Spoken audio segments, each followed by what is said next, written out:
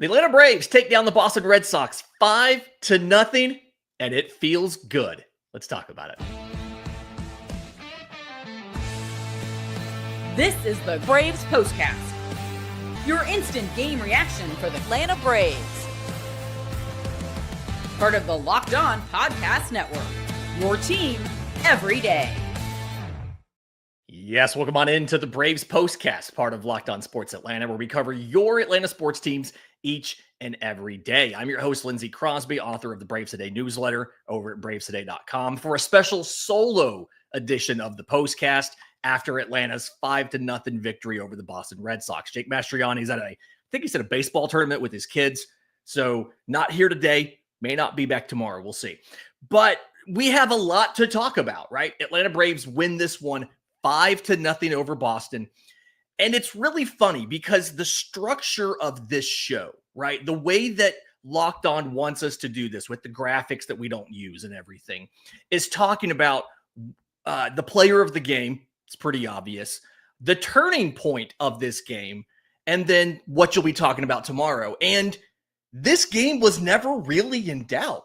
Atlanta scores in the bottom of the first. They put up a 4 spot in the 4th inning. Atlanta hits multiple home runs off of Walker Buehler. Ronald Acuna Jr. continues to just terrify Walker Buehler in his career. And we're going to get to these guys. But first, we have to talk about Spencer Schwellenbach, okay? Today is his 25th birthday. So we all know he's watching from the clubhouse. Happy birthday, Spencer Schwellenbach. We're all happy for you today on your birthday.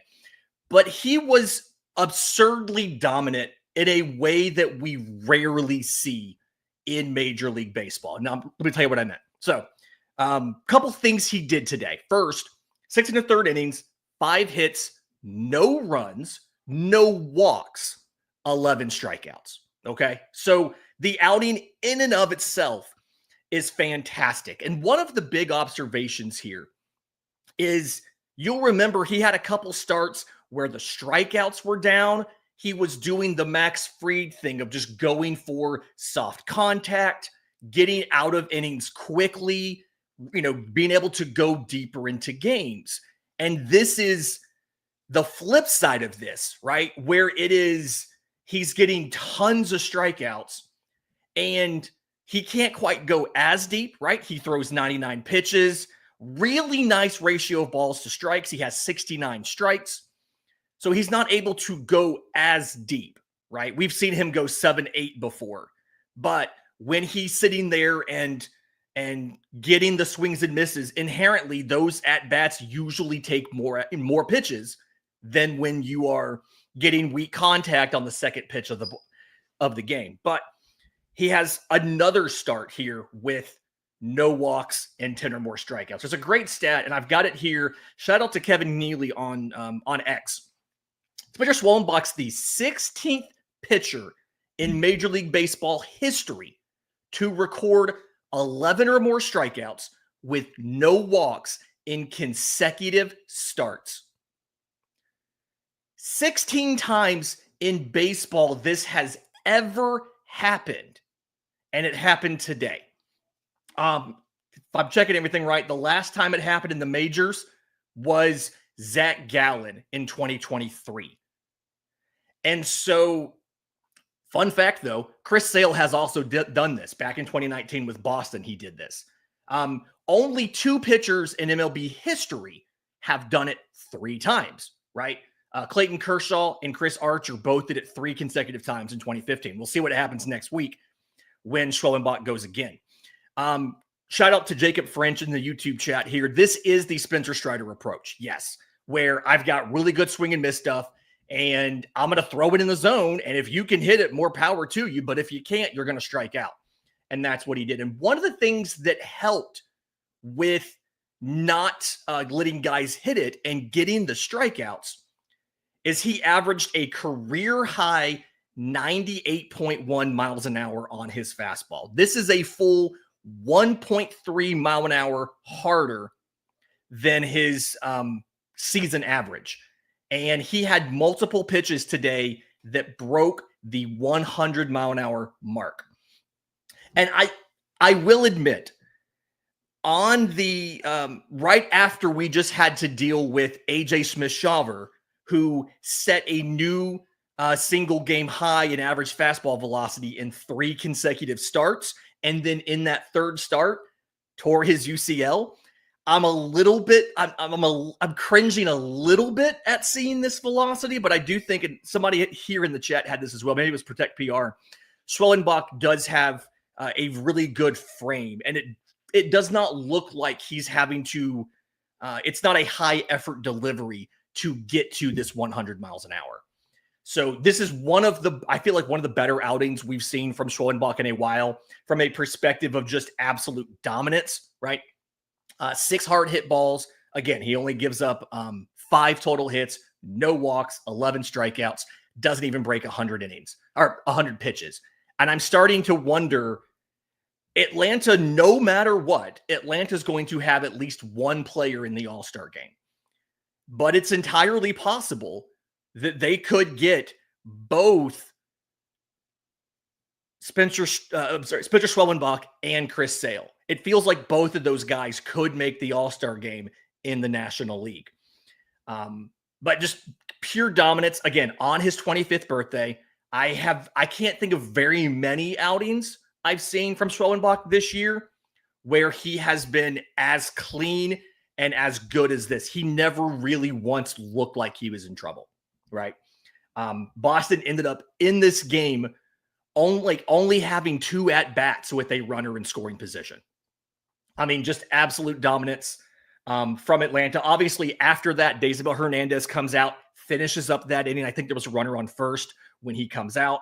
And then Dylan Lee, Rafael Montero both continue to just be dominant. They got clean innings. Boston was overall held to 5 hits in the entire game and no walks. Quick note in here, Aaron Abson said Schwellenbach's 26th birthday will be insane if he's like this. It absolutely will. You're going to have to just make a note to go ahead and get tickets for that because it's going to be a show judging by this. I would need to go back and look to see what he did on his 24th birthday or the start closest to it. But either way, he was dominant today. The offense, not completely dominant, but really, really good. We'll get to that next right here on the Braves Postcast. The MLB season's in full swing, and every night delivers highlight-worthy performances, major momentum shifts, and can't-miss moments. Whether it's a game-winning hit or a breakout player, there's never been a better time to get in on the action because FanDuel makes it easy to stay in the game both before first pitch and live. With player props, performance trends, same-game parlays, fans have more ways than ever to play smart and win big. There's a couple Atlanta Braves who are on the board for different awards. You look at National League Rookie of the Year, Drake Baldwin is the favorite at plus 220. The only other guys really in striking distance, Agustin Ramirez of the Miami Marlins at plus 350 and Matt Shaw of the Chicago Cubs at plus 700.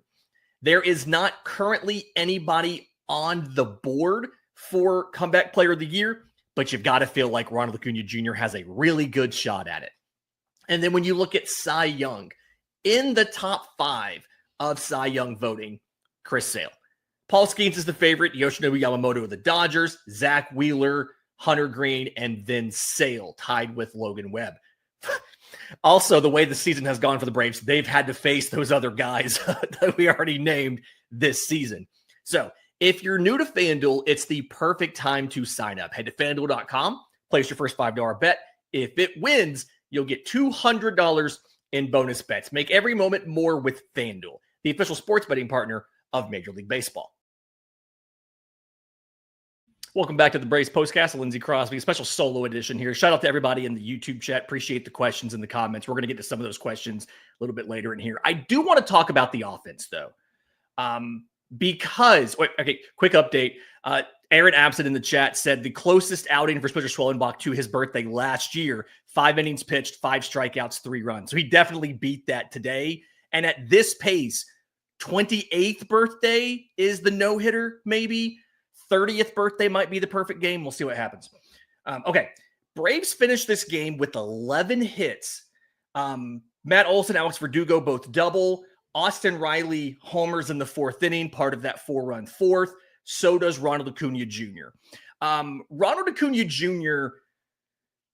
completely owns Walker Buehler. Like, I don't know. Father's Day's coming up soon. I don't know if Ronald has a gift coming, if it's just a card. He'll get a phone call that afternoon. But Ronald Acuna Jr. continues to just absolutely destroy Walker Buehler and really just baseball in general. It's a small sample size here, but today was his 8th game back after returning from the knee injury. Ronald already has 3 home runs. And so, like, again, incredibly small sample size, but this is a 60 home run pace for Ronald Acuna Jr. And I was trying to figure out, the Braves obviously were on pace to have terrible home run production for the entire year. And I was kind of chalking Ronald in for 20 plus home runs, maybe 20, maybe 25. Again, 60 homer pace. Not going to keep this up, but he's absolutely going to do it. Mass Boost in the chat. He already has 0.6 of a WAR per Fangraphs WAR for Ronald. I don't know for a fact. It feels like that might be one of, if not the highest mark in the outfield already. But very good day for the offense. Austin Riley and Retrospectro here in the chat also mentioned Austin Riley's home run came after a long foul ball that was just barely not a home run already. So it's nice to kind of come back and be able to get that home run. But for me, the offensive MVP in this one, Michael Harris. He goes 3 for 4 from the 8-hole. He has an RBI. He has a run scored. And yes, there's still some of that chase in the game. Like, Michael Harris is never going to get rid of that sometimes terrible chase. I remember watching it, I think it was last night. He had one of those awful looking strikeouts. But also when he's dialed in and he gets opportunities to hit pitches in the zone, you see games like today. We're just 3 for 4. And this is why I want him to bat 9th right in front of Ronald. Luke Williams didn't get on base today. 0 for 4, 2 strikeouts. We really need Nick Allen his hand to get better so he can come back and play. But Michael Harris, it felt like Ronald was getting a little bit of better pitches to hit, knowing that Michael Harris was on the base paths. He stole second base once, and obviously he can score from first on an extra base hit. He can score from second on a single. It's a dynamic. We've talked about this. Chick and I talked about this quite a bit before, about how having those speedy runners down there can power the top of the offense, or the top of the lineup. And it really feels like you saw some of that today with Michael Harris going 3 for 4. He's actually, it's funny, his OPS is one of the worst in the team among qualified hitters, but Michael Harris is second on the entire team in RBI. Just a great kind of, that's baseball for you. And put him back in the 9-hole. If nothing else, he said before he likes hitting 9th, right? He's a fan of hitting 9th.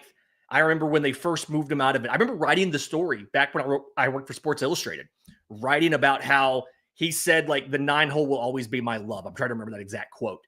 So the offense looked really good today. I kind of think about what it would look like if instead of Luke Williams, you had Nick Allen who could lay down a bunt or do whatever.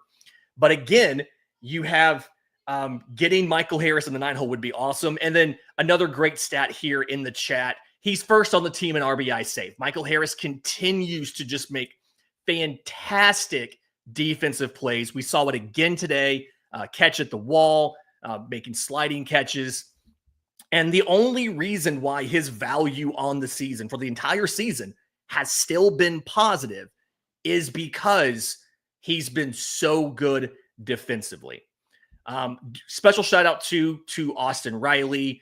Mark Bowman pointed out that he had, going into the second game on Thursday, the doubleheader in Philly, Austin Riley had 3 extra base hits in his previous 85 at-bats. He now has 3 extra base hits in his last 8 at-bats. So he's been on a slump. We know he's a guy just like Ozzie Albies, just like Matt Olson. He can get hot. He can be cold. And if he's getting hot while Ronald Acuna Jr. is hot, while Matt Olson is hot, and Michael Harris is maybe starting to get hot, that offense becomes a lot closer to what we thought it could be this year. So hopefully the Braves continue this. The series finale is tomorrow. They really need to win this. The Braves are on a streak of not winning series. The last series win Atlanta had was in Boston when they went up to Boston 2 weeks ago. They haven't won a series since then. Tomorrow's game, it came up in the chat a few minutes ago. It is not Spencer Strider. Atlanta's pushing everybody back. So Strider is going to start, I believe, on Tuesday against the Diamondbacks. That'll get confirmed when we get the game notes tomorrow. But tomorrow's matchup, Garrett Crochet versus Bryce Elder. Nobody said it was going to be easy, but Atlanta has an opportunity to win the series, which would give them 2 consecutive series wins against Boston, who apparently is their rival. I did not know that until rivalry weekend. You gain a little bit of ground in the division. The Mets, I believe the Mets did win today. We really need somebody to just tell us every single day on social media if the Mets won or lost. The Mets won 8-2 over the Rockies, but the Phillies, 17-7, they're down in the bottom of the 9th to the Brewers. The Brewers have 23 hits, and this is the thing about this Atlanta Braves team. I want to say, I want to make this point clear. So many of Atlanta's losses have been close losses. They have not been these blowouts. Jesus Luzardo gave up 12 runs on 12 hits in 3 1/3 innings today. He gave up, what is this? Let me see here. He gave up 2 different home runs to Rhys Hoskins, which you knew that was going to happen. That's a revenge game for Rhys Hoskins. He also gave up multiple doubles and just overall atrocious. They had to go to a reliever a little bit later. He gave up Jose Ruiz gave up another 5 runs. The one saving grace for the Braves, and this game is final, 17-7 victory by the Brewers over the Phillies, is Atlanta's not getting blown out like this. So if the Braves offense can keep doing what they did today, tomorrow, Garrett Crochet versus Bryce Elder. And again, Aaron makes a great point in the chat. We beat Crochet once. We can do it again.